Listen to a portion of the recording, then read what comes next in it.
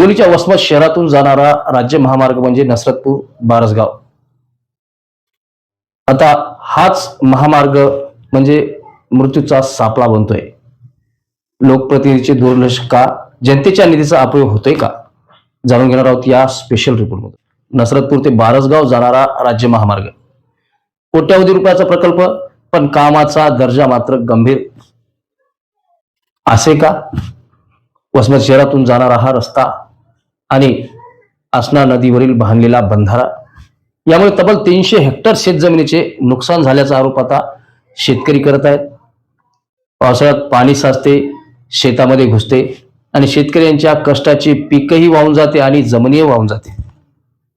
विशेष म्हणजे हा महामार्ग केंद्रीय स्तरावरील महत्वाचा प्रकल्प असताना लोकसभा मतदारसंघातील खासदारांच्या या प्रश्नाकडे दुर्लक्ष का, हा सवाल आता जनतेतून विचारला जात आहे. माजी जिल्हा परिषद सदस्य रवी पाटील नादरे व गावातील शेतकऱ्यांनी या संदर्भात अनेक वेळा तक्रारी केल्याचे सांगितलेले आहे. मात्र कामात ना गती ना सुधारणा. सध्या परिस्थिती अशी आहे की मुदत संपण्यापूर्वी सीसी रोडवर जागोजागी खड्डे पडलेले आहेत. अनेक वेळा अपघात घडलेले आहेत.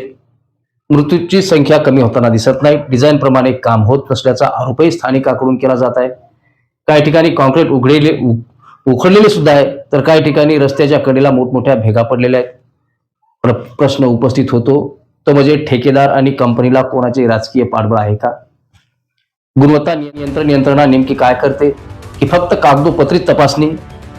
जनतेची आता थेट मागणी आहे. केंद्रीय मंत्री नितीन गडकरी यांना या महामार्गाची पाहणी करावी आणि कामाचा दर्जा सुधारण्यासाठी कठोर कारवाई करावी अशी जनता होत आहे. रस्ता म्हणजे विकासाचा कणा आहे, पण जर तोच निकृष्ट दर्जाचा असेल तर विकासाचा पाया कसा भक्कम राहणार? कोट्यावधीचा निधी, शेतकऱ्यांचे नुकसान आणि प्रशासनाची शांतता.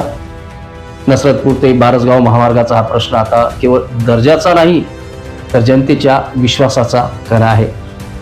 प्रशासन आणि संबंधित विभाग जागे होणार का, ही पुढील दुर्घटनेची वाट पाहणार? हा सवाल थेट आता जनतेने प्रशासनाला केलाय. असेच नवनवीन व्हिडिओ पाहण्यासाठी आमच्या चॅनलला लाईक करा, सबस्क्राईब करा. पाहत राहा लोकपरिवर्तन न्यूजचं डिजिटल प्लॅटफॉर्म. धन्यवाद.